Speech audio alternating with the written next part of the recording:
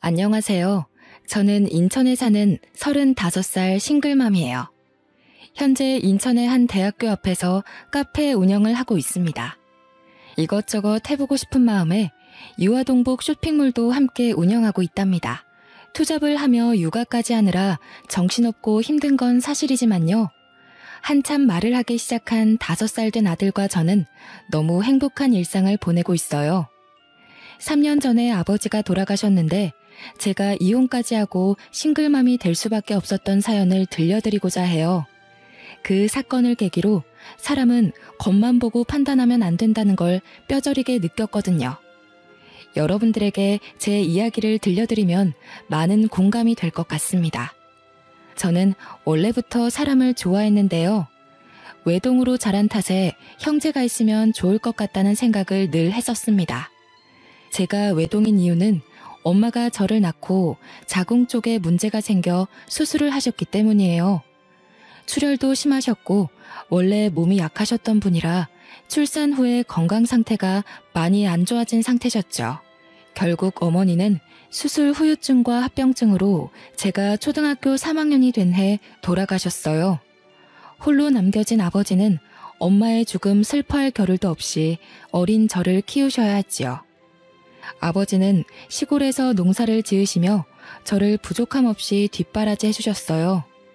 1만 평 정도 되는 논에서 쌀농사를 지으시고 깨, 배추, 감자, 고구마 등 없는 게 없었죠. 주로 농수산물 시장에 직접 내다 팔기도 하셨지만 마트나 백화점에도 납품을 하셨답니다.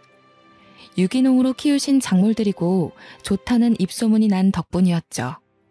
아무튼 아버지는 저를 키우시면서 유행에 뒤처질까 계절마다 새로운 옷을 사 입히셨고 남들이 웬만하면 가지고 있는 아이들한테 인기 있는 것이면 무조건 사주셨고 엄마 없이 자란 티를 내면 안 된다며 머리도 손수 묶어주시기까지 하셨는걸요. 그렇게 유년 시절을 보내고 대학을 졸업하고 막 사회에 발을 들이기 시작할 무렵이 되었죠. 당시 25살이었던 저는 유아교육과를 졸업하여 어린이집 교사로 근무를 시작하게 됐습니다. 예쁘고 귀여운 아이들과 생활을 하다 보니 매일매일이 활기찼어요. 한 명도 아니고 아이들을 보육하는 건 상당한 에너지를 필요로 하지만 저에게 와서 안기는 아이들을 보면 없던 힘도 솟아나곤 했죠. 어린 나이에 남의 애를 돌보는 게 쉽지 않은데 잘 챙겨주신다며 학부모들 사이에서도 제 평판은 좋았습니다. 어린이집 교사로 근무한 지 2년쯤 되었나? 어느 날 같이 근무하던 동료 교사가 소개팅을 주선해주겠다고 하는 겁니다. 모임에 갔다가 휴대폰을 하는데 우연히 제 사진을 본 지인이 소개시켜달라며 졸랐다는 거예요. 저는 아직은 연애할 생각이 없어 한사코 거절했죠. 선생님은 지인이 사람 됨됨이가 좋고 무엇보다 인물이 훤칠하다며 칭찬을 아끼지 않았죠. 아이 참, 한 선생 진짜 좋은 사람이라니까 내가 보장해. 어차피 이제 좋은 사람 만나서 슬슬 결혼 생각도 해야 하지 않아? 내 체면 봐서라도 제발 한 번만 만나주라. 내가 자신 있게 오케이 했는데 안 나가면 내 체면이 말이 아니잖아. 응?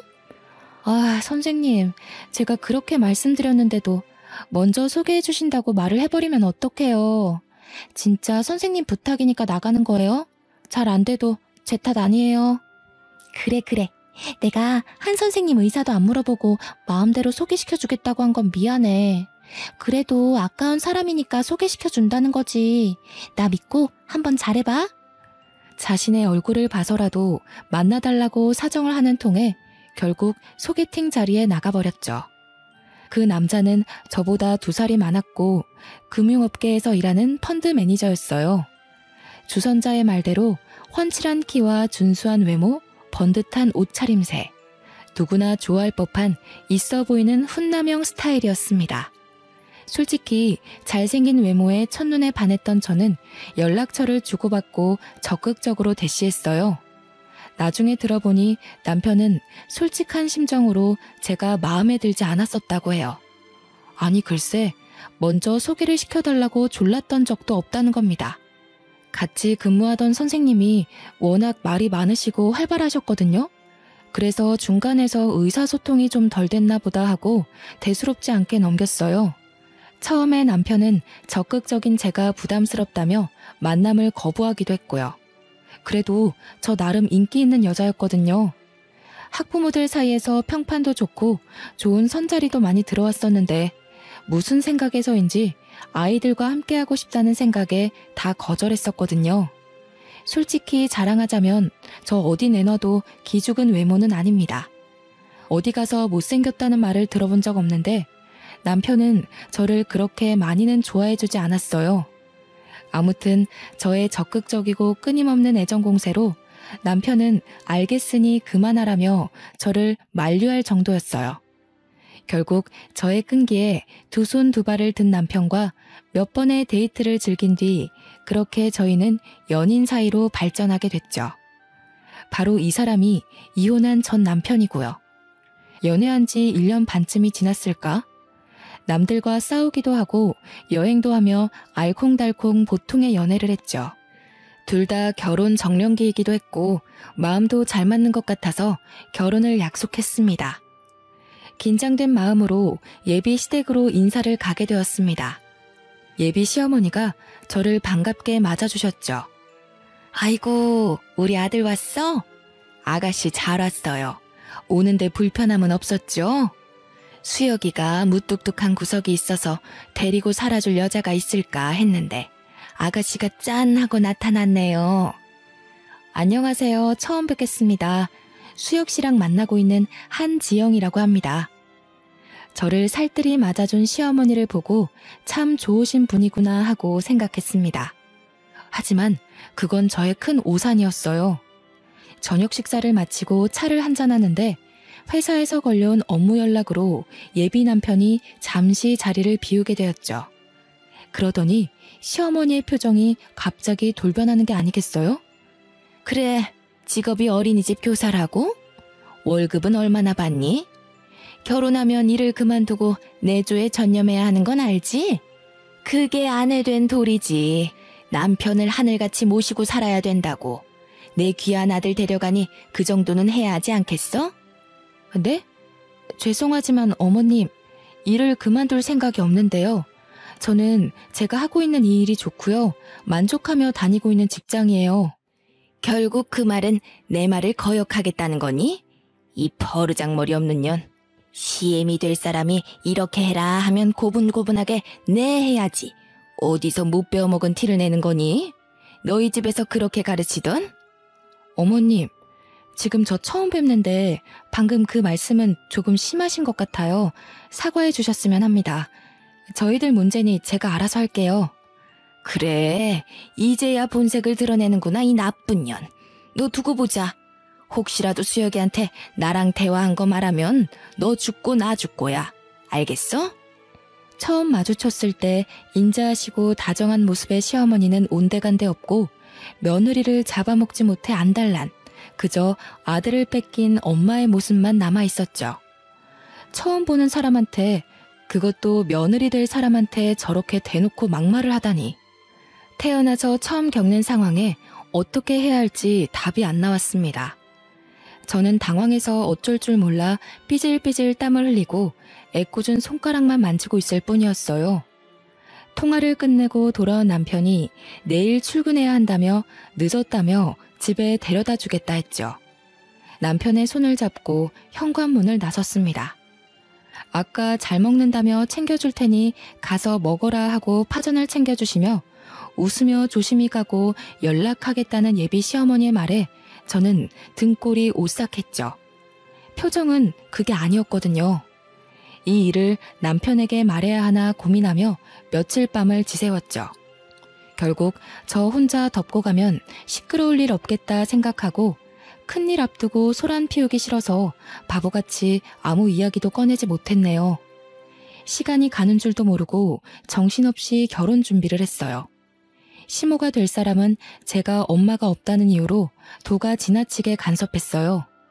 그때는 남편을 사랑했기에 미련하게 당연한 일이라 생각하고 내내 하며 고분고분 잘 따랐죠. 원래 그렇게 해야 되는 것인 줄 알았거든요. 사돈댁에 밑보일 일 없다며 아버지는 있는 돈 없는 돈 긁어모아서 제 결혼에 보태주셨고요. 시모는 굳이 집을 남편이 근무하는 직장 근처로 얻으라고 하셨습니다. 일하느라 피곤한 아들 배려해야 한다면서요.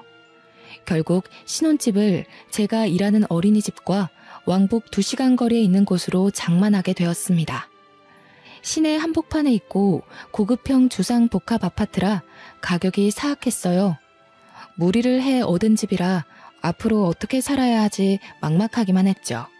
왕복 2시간을 대중교통을 타고 출퇴근하는 것은 여간 힘든 일이 아니었습니다. 시간이 흘러 상견례 날도 다가왔습니다. 아버지는 시골에서 먼 길을 올라오시느라 피곤한 상태셨어요. 하나밖에 없는 딸이 사돈댁에 밉보일까 걱정도 이만저만 아니셨죠. 상견례를 하기로 한 식당에 먼저 도착해 기다렸는데 약속 시간보다 20분 정도 늦게 시어머니랑 남편이 온 겁니다. 그래, 뭐 오는데 차가 많이 막혔나 보다 그렇게 이해하고 넘어갔어요. 그런데 아버지 면전에 대고 시어머니가 말씀하는 게 너무 가관이었습니다. 부족한 딸 자식 이렇게 시집 보낸다 하니 아쉬울 따름입니다. 제가 아이 엄마가 먼저 하늘나라로 가고 그래도 부족함 없이 키웠다고는 하는데 사돈댁에 누만 안 됐으면 하는 바람입니다. 저희 딸 잘 부탁합니다. 사돈, 지영이는 어디 가도 이런 신랑감 못 구해요. 우리 잘난 아들이 좋다고 하니까 결혼시키는 거고요. 지영이 아직 배울 게 많아 보입니다. 그리고 결혼하실 때 얼마나 보태주실 예정이세요? 필요하신 부분이 있으면 언제든지 말씀해 주세요. 딸아이 하나 시집 보내는데 그 정도도 못해줄 부모가 어디 있나요? 원하시는 게 있으시거든 아이들 통해서 말씀해 주시죠. 시어머니는 대놓고 아버지에게 얼마를 해줄 수 있냐며 무엇을 해주겠냐며 따지듯이 물으시더라고요. 요즘은 반반 결혼이 유행이어서 저도 당연히 그런 식으로 하겠지 했는데 귀한 아들이랑 결혼하니 그 대가를 치러라. 그런 뜻으로밖에 안 들렸어요. 상견례가 끝나고 이 결혼을 해야 하나 속으로 망설였지만 아버지께서는 사돈댁도 자기 아들 걱정하는 마음에 그렇게 말한 거 아니겠냐며 좋게 생각하라고 하시더라고요. 아니나 다를까 며칠이 지나 남편을 통해 예단 예물 목록을 보내셨어요. 목록을 보니 정말 기가 찼습니다. 집에 들어가는 돈은 반드시 각자 집안에서 절반씩은 보태야 하고 혼수 예산은 원래 신부가 해오는 게 전통이라며 가전이며 가구, 신랑에게 새 차를 뽑아줄 것을 요구했고 시어머니의 꾸민비 명목으로 2천만 원을 별도로 달라고 하신 게 아니겠어요? 저는 그날로 남편을 불러 이건 너무한 것 아니냐며 따져 물었어요. 자기도 자세히 보지는 않았다며 원래 그 정도 하는 거 아니냐는 말만 되풀이할 뿐이었죠. 저는 이 결혼은 아니다 싶어 다시 생각해보자고 했습니다. 남편은 세상 물정을 잘 모르는 것 같았어요. 직업만 펀드 매니저면 뭐합니까? 막상 자기 결혼 문제로 이렇게 트러블이 생기는데 중간 역할도 못하고 도저히 안 되겠다고 판단되어 양가 집에 결혼은 없던 걸로 하자고 말하려던 찰나에 남편이 울며 불며 매달리고 난리가 났습니다. 한번 생각해달라며 결혼하면 자신이 알아서 단돌이하고 중간 역할도 잘하겠다며 무릎까지 꿇고 싹싹 비는 거 아니겠어요?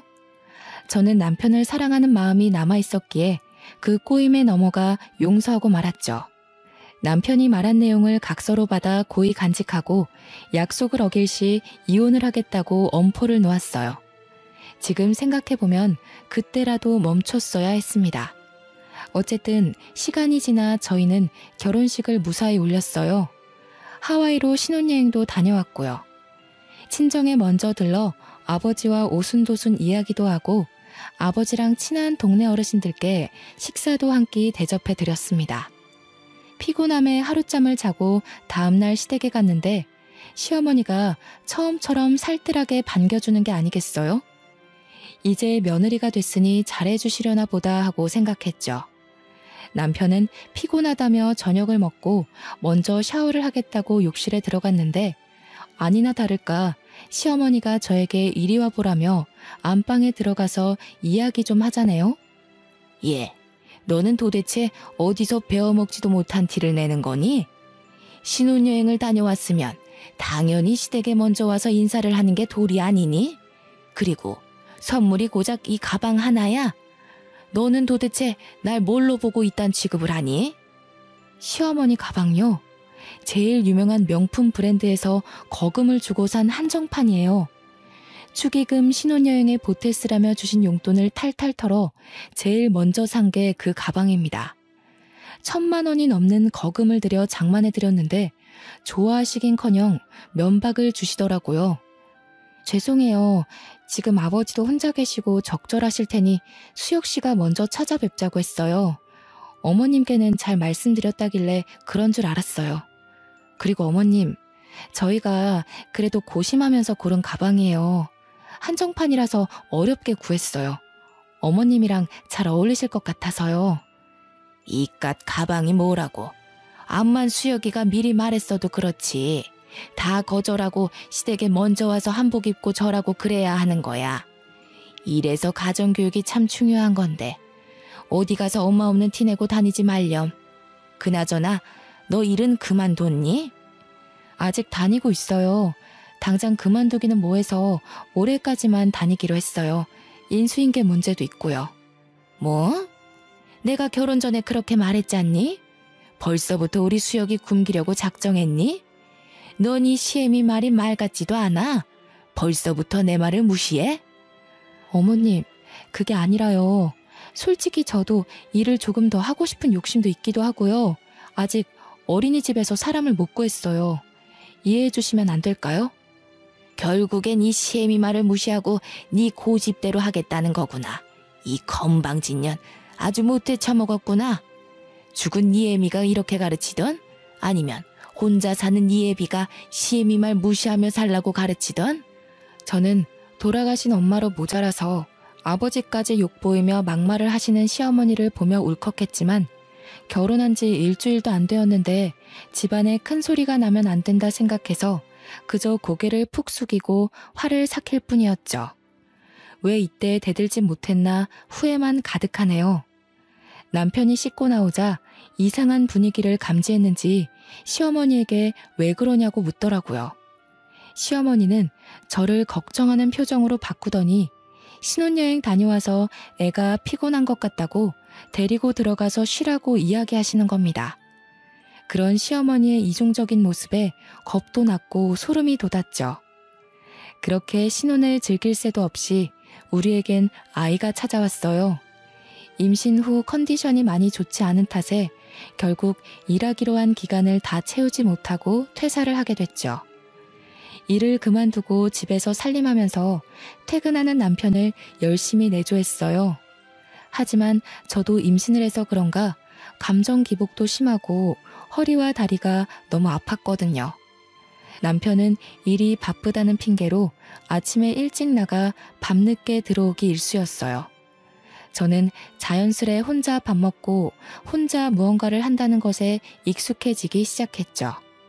그런데 아무리 정성스런 내조를 해도 남편은 저에게 고맙다는 말 한마디를 하지 않았어요. 이제 와서 생각해보면 왜 그런 대우를 받고도 바보같이 버티고만 있었나 싶네요.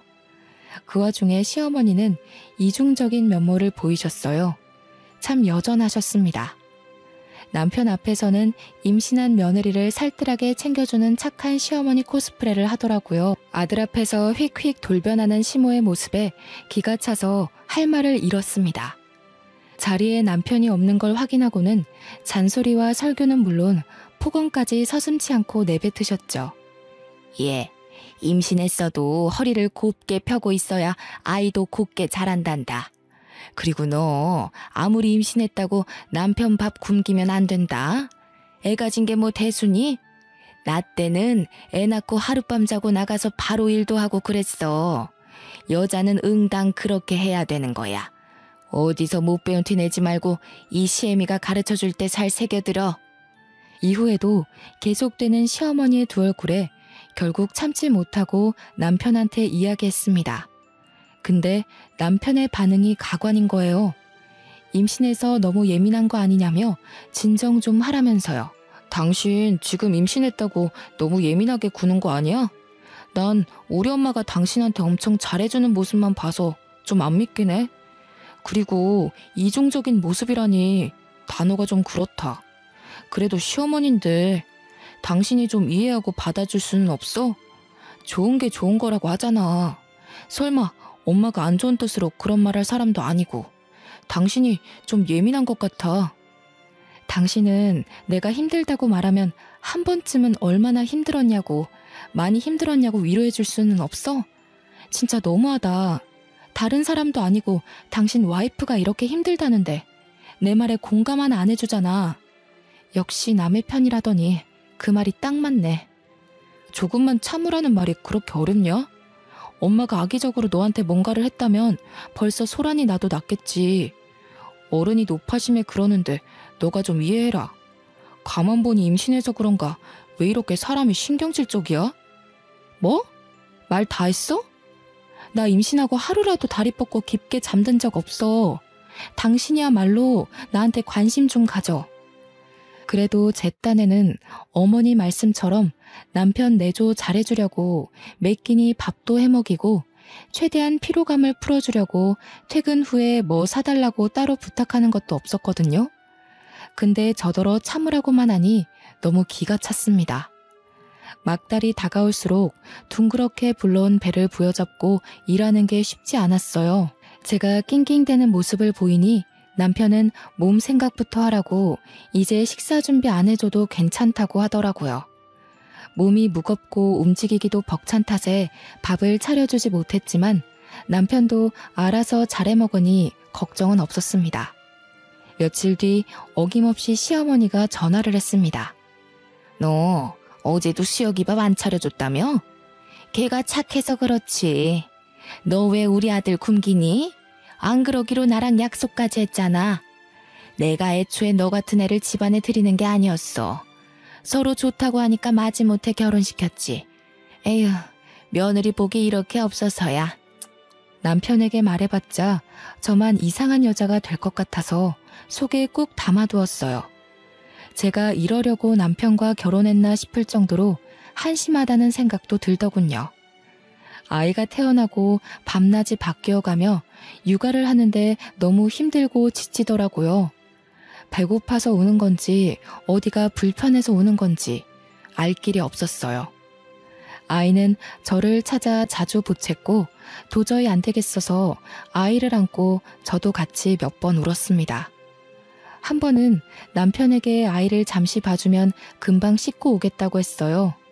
씻고 나오니 남편은 정말 아이를 쳐다만 보고 있는 겁니다. 아이가 100일이 지날 때까지 기저귀 한 번 안 갈아본 사람이에요.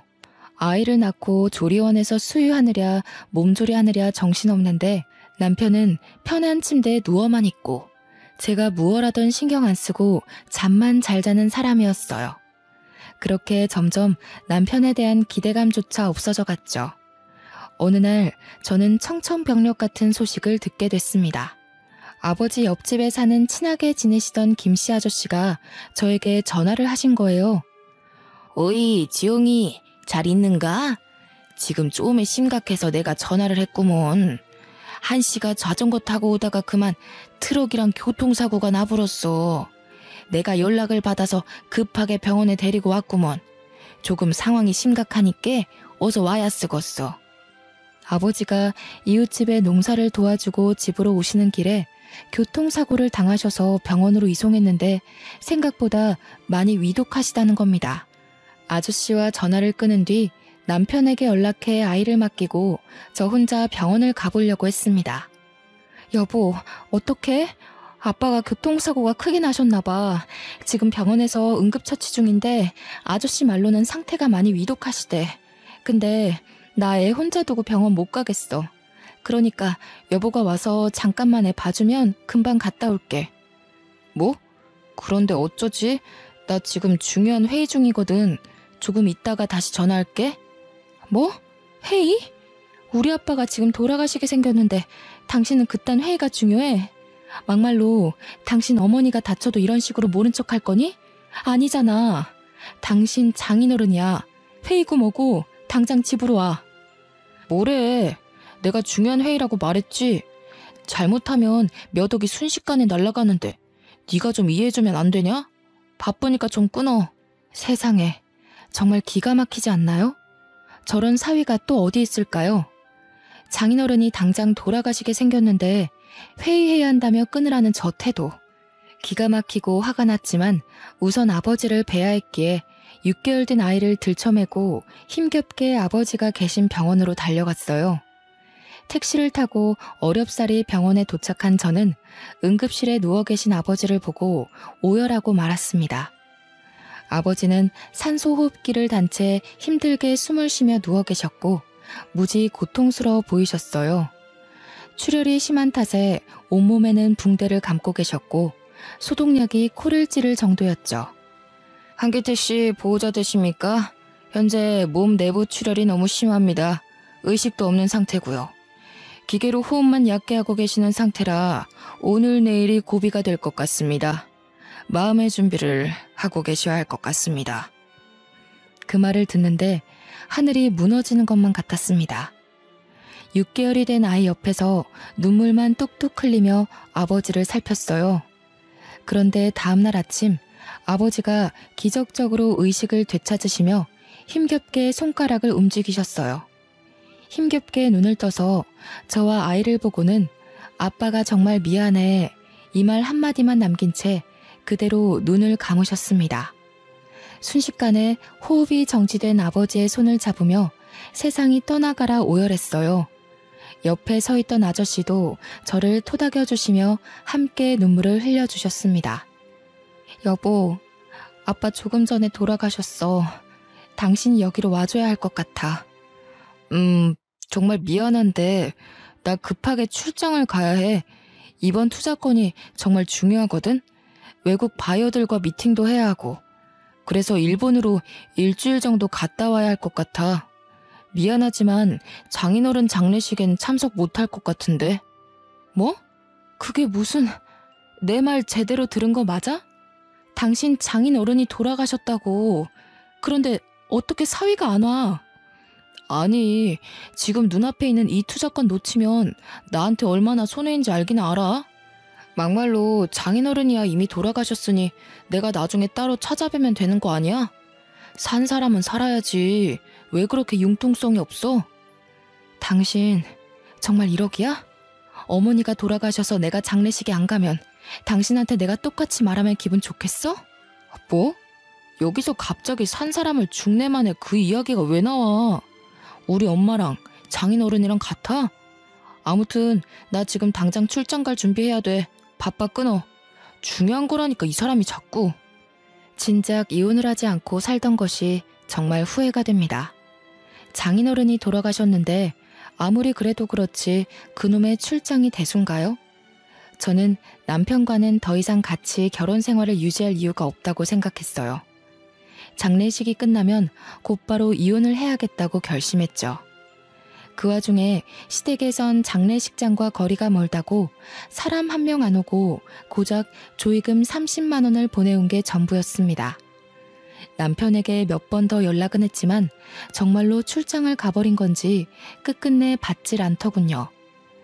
아버지를 황망히 보내드리고 오는 아이 달래느라 정신없이 장례식장에 앉아있는데 한기택시 따님 되냐며 어떤 사람이 찾아오는 게 아니겠어요?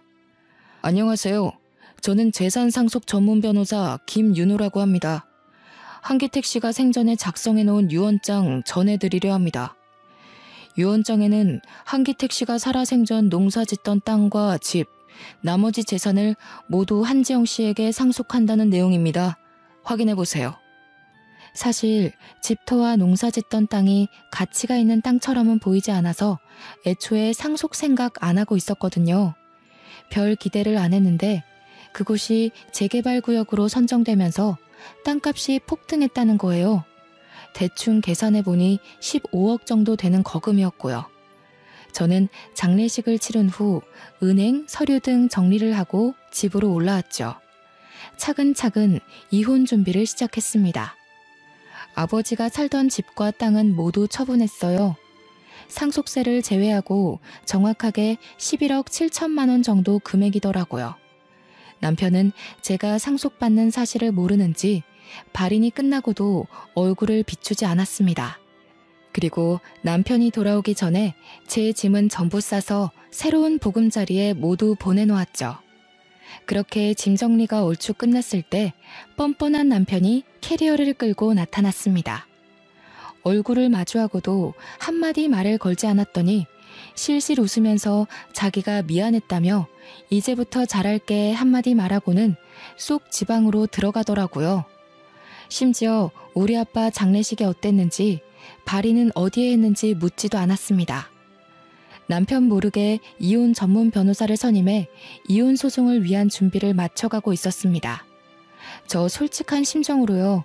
이제 와서 하는 말이지만 그때 남편이 혼자 고생시켜서 미안하다고 한마디만 했어도 이혼을 다시 생각해봤을 거예요. 아이를 생각해서라도 용서하고 살았을 거란 말입니다.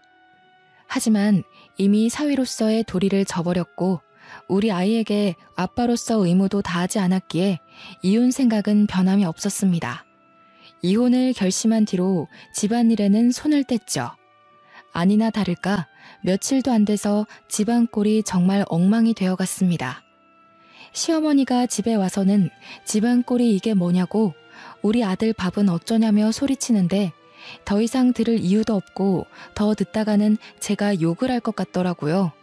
그래서 아이를 업고 안방으로 들어갔는데 시어머니가 뭐 하는 짓이냐며 소리를 지르대요. 더는 못 살겠습니다. 아무리 제가 엄마 없이 자랐고 부족한 며느리지만요. 이런 취급을 받으며 살 수는 없어요. 아빠 노릇도 못하는 남편 뭐하러 수발하며 사나요? 저 이제 남편 필요 없으니까 직접 끼고 살면서 아들 밥 챙겨주던 알아서 하세요. 아이고 머리야. 저년 말하는 뽐새 좀 봐라. 너 내가 엄마 없이 자란 티 내지 말라고 했어 안 했어? 이게 오냐오냐 하니까 아주 기어오르는구나. 당신 말 다 했어? 내가 다 사정이 있다고 그렇게 이야기했는데 이러기야? 나가도 애는 두고 나가. 당신이 무슨 능력이 있어서 애를 키워? 능력이 없는 건 당신들이야. 장인어른이 돌아가셨는데 그깟 출장이 중요해서 처자식은 안중에도 없는 당신이나 그저 아들아들하며 끼고 살려는 시어머니나 똑같아. 당신 그 얼마 안 되는 돈 나는 필요 없으니까 개나 줘버려. 말이면 단줄 아냐 이년아? 가진 것도 없는 것 거둬줬더니 배은망덕하게. 네가 돈이 많으면 얼마나 많다고 그 난리야. 애비가 죽고 남겨준 유산이라도 있다던? 시엠이랑 남편 두고 집 나가면 잘 살 것 같니? 이 시건방진년. 말 다 하셨어요? 못 배운 티 내는 건 어머님이세요. 네, 저 유산 상속 받았어요. 아빠가 돌아가시면서 남겨주신 재산이 있더라고요. 저랑 지호 둘 다 평생 놀고 먹고 살 수 있는 돈이니까 신경 끄세요. 시어머니와 남편을 무시하고 집을 나서려던 그 순간 제 머리가 뒤로 획 젖혀지는 게 아니겠어요? 시어머니가 뒤에서 제 머리채를 잡았기 때문이었죠. 너 이대로 나가면 우리 아들 이혼남만 되잖아. 네 따위가 귀한 아들 혼사길 망쳐놓으려고 작정을 했구나. 아줌마, 한 번만 더 내 몸에 손대기만 해봐. 절대 가만 안 있을 줄 알아. 당신도 폭행죄로 고소해서 깜빵에 쳐넣어줄 테니까. 어디 한 번 더 해봐. 그리고 당신 아들이 이혼남 되는 게 나랑 무슨 상관인데? 나 이제 당신 며느리 안 할 거야. 아직도 내 말 못 알아먹어? 역시 머리에 든 게 없으니까 이해도 느리지? 아, 당신 어쩌냐? 너네 엄마 머리 회전 느려진 거 보니까 곧 요양병원에 모셔야겠다. 숨도 쉬지 않고 속에서 하고 싶었던 말을 내뱉어 버렸습니다. 그리고 시어머니와 남편을 있는 힘껏 밀치고 제 집으로 건너왔습니다.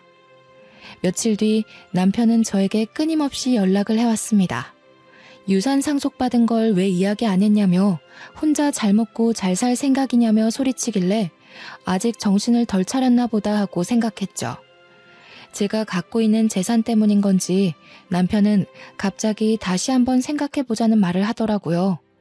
저도 당장 이혼 소송을 하고 갈라설 수 있었거든요. 근데 이대로 끝내면 아쉬울 것 같아 한 방 먹여줘야겠다 생각했어요.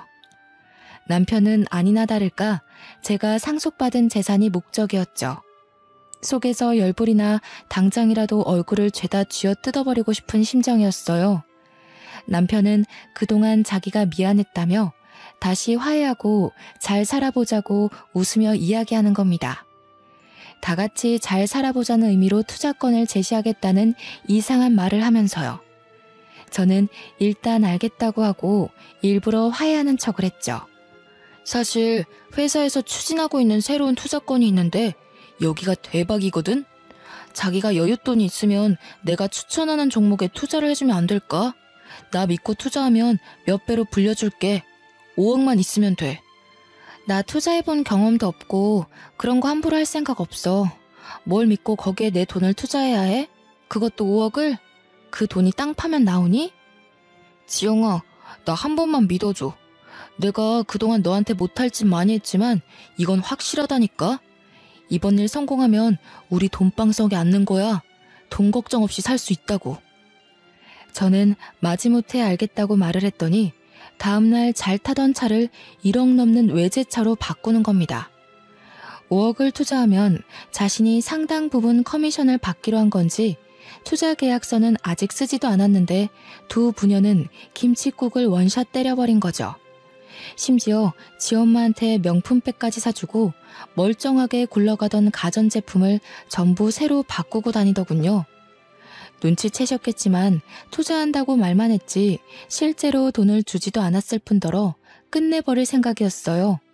투자금을 주기로 약속한 날이 다가올수록 저는 이를 갈고 있을 뿐이었죠. 그 와중에도 시어머니는 아들 카드를 신명나게 긁으며 명품관에 돈을 뿌리고 다니더라고요.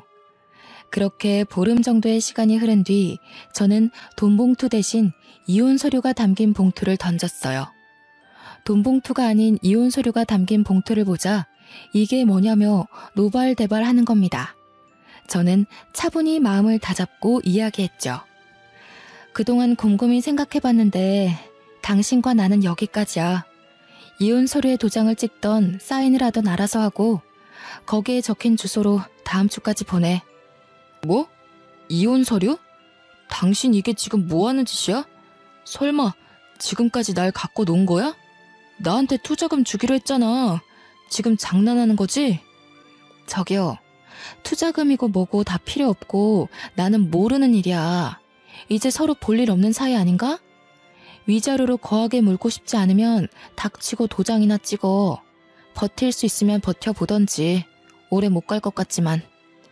아니, 얘, 이게 도대체 무슨 소리니? 투자를 못하겠다니. 너 왜 말을 바꾸는 거야?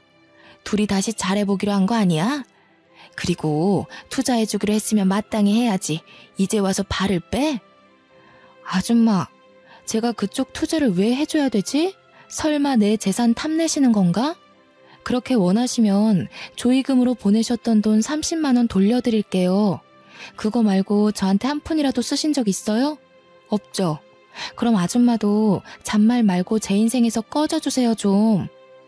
이게 이제 돈 좀 생겼다고 시애미까지 잡아먹으려고 작정을 했구나. 그래, 너 돈 좀 생겼다기에 어떻게 구슬려서 등골 좀 빼먹으려고 했다. 그게 왜? 잘난 내 아들 데려갔으면 그 정도는 각오했어야 하는 거 아니니? 저는 그나마 다행인 게 시어머니가 저에게 했던 폭언들을 빠짐없이 녹음해 놓은 게 신의 한 수였죠. 그리고 남편은 이미 이혼 사유가 넘쳐 흐를 정도라서 소송에선 제가 유리했습니다. 남편은 돈이라도 달라며 애걸복걸 하더라고요. 투자한다고 선입금 받은 걸 당연히 제가 돈을 준다 생각하고 흥청망청 쓴 거죠. 외제차의 명품에 집안을 통째로 바꾸다시피 하며 돈을 펑펑 써댔으니까요. 당신 정말 왜 이래. 그거 해결 못하면 집을 팔아서라도 메꿔야 해. 이러다가 나랑 엄마 길거리에 나 앉아야 한다고. 사람 미치는 꼴 보고 싶어서 이래? 투자금 보태주기로 했으면 보태줘야지. 당당하던 당신 모습 어디 갔니? 내가 그동안 기회도 여러 번 줬어. 하지만 그 기회를 날린 건 당신이랑 어머니야. 그러게 살아생전 우리 아버지한테 조금이라도 잘했어야지. 당신이 나랑 지호한테 한 게 뭐가 있어? 차려주는 밥 먹으며 지할 일만 했지. 아무튼 서류 다음 주까지 내 변호사 통해서 보내도록 해. 2년이 오냐오냐 하니까 한 번도 아니고 2번씩이나 우릴 갖고 놀아? 잘 됐다. 이왕 이렇게 된 거 오늘 너랑 나랑 한판 하자. 시어머니는 상황 파악이 안 되셨는지 또 제 머리채를 잡으시더군요. 지난번에 이어 2번째예요. 너무 손버릇 고약한 아줌마 아닙니까? 남아있던 일말의 동정심마저 사라진 저는 그 아줌마를 간신히 떼어냈습니다. 당신들, 특히 아줌마, 내가 경고 안 했나요? 한 번만 더 내 몸에 손대면 가만 안 있는다고 했죠? 뒷감당 어떻게 하시려고 그러세요? 그냥 조용히 서류에 도장 찍어주면 될 일이었는데 일을 크게 만드시네. 감옥에서 남은 여생 보낼 준비하세요. 한바탕 난리친 뒤에도 돈을 달라며 돈을 주기 전에는 절대 이혼을 못한다며 끈질기게 연락을 해왔습니다. 저는 변호사를 통해 통신 제한, 접근 금지 신청, 주거지 접근 금지 신청을 해버렸어요. 정신적 피해 보상을 포함한 2가지 소송을 진행한 상태고요. 더 이상 연락할 길도 없어지고 금전적인 여유가 사라진 시댁은 도와달라며 사정에 사정을 했죠. 솔직히 그 아줌마랑 아들내미가 내 앞에 무릎까지 꿇고 싹싹 빌길래 마음이 좀 약해질 때도 있었는데요. 그래서 위자료 좀 받고 합의 이혼으로 끝낼까 고민도 살짝 했었네요.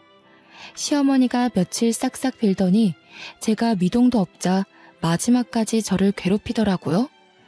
이 악마랑 싸워도 이겨먹을 년 같으니 너를 애초에 집안에 들이는 게 아니었다. 여자가 잘못 들어오면 3대가 망한다더니 딱 그 꼴나게 생겼네. 재수없는 것. 너네가 앞으로 어떻게 사나 두고 볼 거야. 아줌마, 아직 정신 못 차리셨나 봐? 그쪽 아들과 저 이제 아무런 사이도 아니에요. 그리고 저 요즘 아줌마 때문에 녹음기 들고 다녀요. 물론 아줌마가 금방 욕한 것도 다 녹음되어 있어요. 심심한데 경찰서 한번 갈래요? 완강한 태도로 대하니 더 이상 말은 않더라고요. 결국 저는 봐주는 것은 뒤로 하고 그대로 소송을 진행하기로 했습니다. 당연히 제가 모은 증거들이 도움이 되어 저는 승소했죠. 시댁은 저에게 위자료 5천만 원과 정신적 피해 보상금까지 더해 총 7,800만 원을 배상하라는 판결을 받았고요.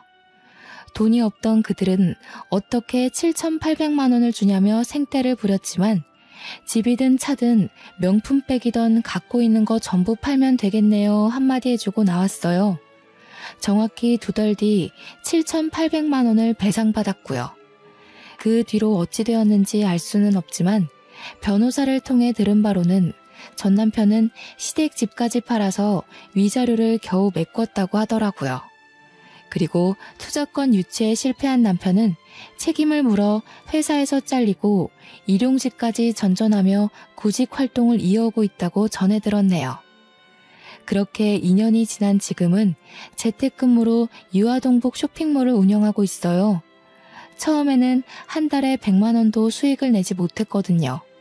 그런데 꾸준하게 인터넷 홍보를 했더니 금세 맘카페에 소문이 제대로 나서 매출도 상승해 월 5,600만 원 정도의 수익을 내고 있고요. 또 이대로 만족하지 않고 남는 시간을 활용해 카페를 차렸어요. 투잡으로 일하니 월마다 제가 가져가는 수익은 어마무시했습니다. 물론 아빠가 제게 남겨주신 재산이 아니었다면 힘들었을 거예요. 시간이 흐르고 카페도 어느 정도 적응을 하니 벌써 이혼을 하고 싱글맘이 된 지 5년 차가 되었네요. 아이가 이제 말문이 트여 대화할 맛도 생기고 하루하루 다르게 커가는 모습을 보며 지내고 있는데요. 가끔은 이혼이라는 흠이 생겨 아이가 훗날 우리 집은 왜 남들과 다르냐고 물으면 어떻게 설명을 해줘야 할지 막막하기도 합니다. 제가 당당하고 떳떳한 모습으로 살면 나중에 아이가 저를 이해해 주리라 생각해요. 제 선택이 앞으로의 더 나은 우리를 위한 선택이었음을 이해하고 존중해 주지 않을까요? 앞으로 제 앞날은 더 창창할 거니까요. 저도 제 인생에 있어 이런 고난과 역경을 이겨내고 지금은 행복하게 잘 살고 있는데요. 여러분도 제 사연을 읽으면서 공감되는 부분도 있으셨을 거고 그렇지 않기도 하셨을 거예요. 세상을 살다 보면 사람마다 살아가는 인생은 다 달라서 무궁무진한 것 같아요. 희망 속 삶은 보석처럼 반짝인다는 말이 있듯이 앞으로 여러분의 앞날에도 반짝반짝 빛나는 일만 가득할 거라 믿어요. 저의 긴 사연을 읽어주셔서 감사합니다. 행복하세요.